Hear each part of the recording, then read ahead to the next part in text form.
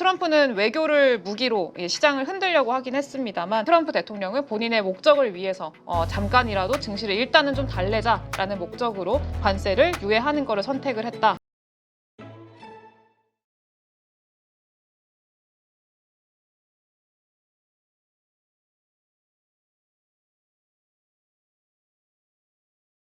네, 안녕하세요. 우리 가족 여러분 반갑습니다.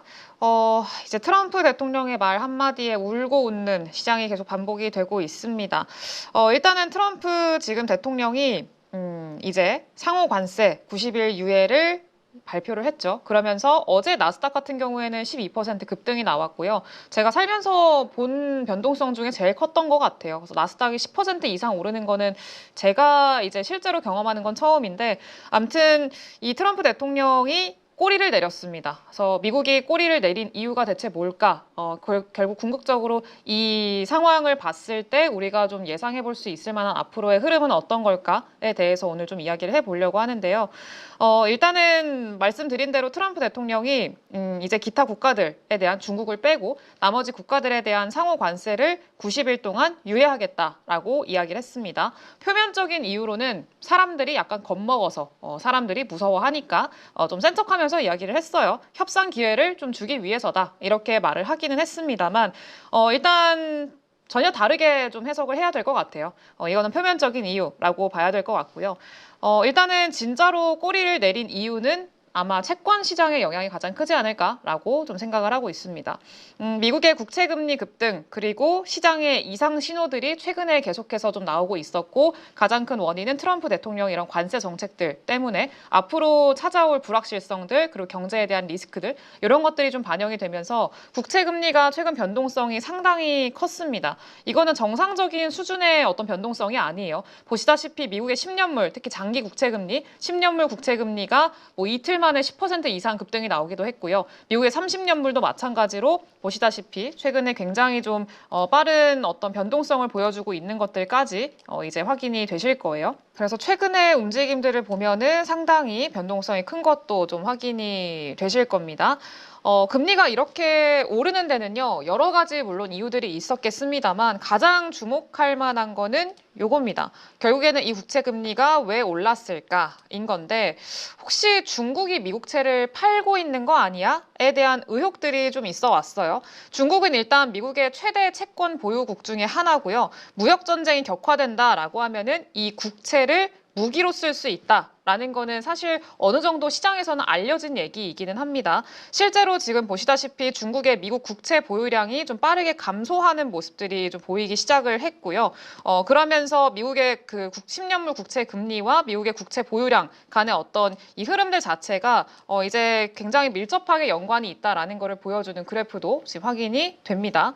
아직은 사실 중국이 뭐 공식적으로 한알령 같은 거죠. 중국이 공식적으로 미국 국채를 좀 이제 매도를 하면서 이런 미국의 국채 금리를 좀 급등을 시켰다라는 것들에 대한 어떤 의혹은 아직까지는 의혹이긴 합니다만 충분히 가능성이 있다라고 좀 생각이 들고요. 시장에서는 어쨌든 이거는 의혹이긴 하지만 결국에는 뭐 미국의 지방채 금리까지 급등했다라는 점에서 봤을 때는 결국은 미국 내 투자자들의 채권 매도가 아니겠냐라는 의견들도 있기는 합니다. 근데 그도 그럴 게 미국 증시가 최근에 좀 급락이 나오면서 이제 지난 주말 동안에 나왔던 내용이었던 것 같은데, 헤지펀드사들이 2020년도 그 팬데믹 때 이후로 역대급 수준의 대규모 마진콜에 직면했다라는 내용들이 좀 보도가 됐었거든요. 네, 그런 것들을 본다라고 하면은 미국 내 수많은 금융회사들 그리고 투자자들이 증거금을 좀 마련을 하기 위해서 이 현금이 될 수 있을 만한 위험 자산들, 뭐 주식뿐만이 아니라 그리고 채권까지 그리고 금까지 전부 다 매도하고 있다라는 가능성도 생각을 해볼 수 있을 것 같아요. 그래서 물론 여러 가지 의견들이 지금 있기는 합니다만 결국에는 중국의 어떤 이런 내용들 그리고 미국 내에서 헤지펀드사들의 리스크들 그리고 추가적으로 일본도 마찬가지로 국채를 좀 매도하고 있는 걸로 최근에는 확인이 됐거든요. 그래서 이런 것들까지 맞물린다면은 결국에는 이 국채가 지금 미국의 트럼프 대통령이 한 발 좀 뒤로 물러서게 만든 꼬리를 내리게 만든 그런 가장 큰 요인이 아니었나라고 이제 생각을 해볼 수 있을 것 같습니다. 그래서 시장이 이렇게 지금 반응을 한 거고요. 그럼 결국에는 트럼프가 그 강한 트럼프가 그리고 자신의 의견을 바꾸지 않던 그 자존심 강한 그런 트럼프 대통령이 왜 이 채권 금리에 대한 변동성에 좀 화들짝 놀랐나, 그리고 의견을 조금 바꿨나라고 좀 생각을 해본다면 일단 미국채가 투매가 나오게 되면은 시장의 리스크는 생각보다 커집니다. 그래서 왜 국채가 대규모로 팔리면 위험하냐라는 거를 생각을 해보면은요, 미국의 국채라는 건요, 전 세계 금융의 어떤 기둥 같은 역할을 하는 거라고 보시면 됩니다. 일단은 중앙은행들이 보유를 하고 있는 게 미국 국채이기도 하고요. 금융기관들이 담보로 쓰고 있는 게 미국 국채이기도 해요. 그러니까 전 세계 자산의 기준 금리가 다 여기서 나옵니다. 근데 이게 갑자기 흔들리게 된다. 이 전 세계 자산의 기둥이 흔들리게 된다라고 하면 당연히 어떻겠어요? 이제 하나씩 좀 볼게요. 일단 첫 번째로는요, 담보 가치가 하락을 하게 됩니다. 일단 국채가 떨어지게 되면은요, 마진콜이 발생을 하게 돼요. 그러니까 국채 금리와 가격은 반대로 움직인다고 이제 알고 계시죠? 국채 금리가 급등한다라는 거는 국채 가격이 하락한다는 얘기입니다. 그래서 국채 가격이 하락하면 국채 금리가 급등하게 되면은 이제 마진콜이 발생을 하게 되고요. 그러면 당연히 추가 증거금을 요구받게 되겠죠. 그러면은 이제 유동성이 경색됩니다. 증거금을 마련하려고 자산을 막 팔아야 돼요. 현금화를 시켜야 되는 거죠. 그렇다 보니까 이런 채권에 대한 매도가 쏠리는 거고 시장의 붕괴 위험으로까지 이어질 수가 있는 거예요.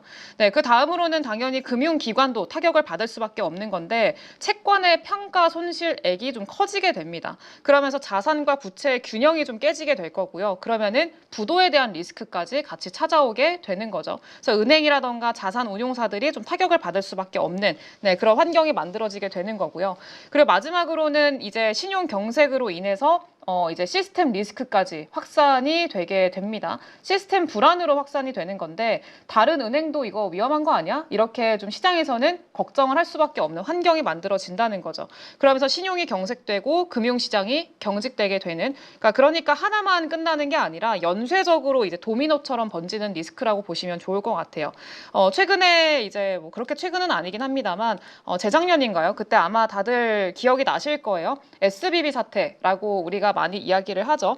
SBB라는 이 실리콘밸리 뱅크라고 하는데 이 하나의 사례입니다. 미국의 국채 금리가 급등하면서 그러니까 미국의 국채 가치가 단기간 안에 급격하게 하락하면서 실제로 이런 시스템 리스크로 번지게 된 그런 배경 사례가 하나가 있는데 SBB 파산 사태고요. 그 도미노가 현실화된 사례라고 보시면 될 것 같아요. 그러니까 단순한 이론이 아니라 실제로 보여진 게 2023년도에 이 실리콘밸리 은행의 파산 사건이라고 보시면 될 것 같은데 이 은행 같은 경우에는요, 좀 국채나 그리고 MBS 쪽에 많이 투자를 했거든요. 그래서 이제 국채 금리가 올라가게 되니까 당연히 평가 손실액이 커지겠죠. 그러면서 투자자들이 불안한 거예요. 예금을 인출하게 되는 거고요. 그러면서 채권을 좀 헐값에 팔아야 되는 그런 상황에까지 놓이게 됩니다. 그러면서 하루 만에 파산을 했어요. 굉장히 좀 충격적인 사건이었었고 너무 빠르게 진행이 돼서 시장에서도 뭐야 이렇게 되다가 결국엔 파산을 한 거였었거든요. 그래서 이제 국채는 안전자산이라고 생각을 했었는데 그러면서 사실 안전자산으로서의 가치가 굉장히 높은 게 미국 국채이기도 하잖아요.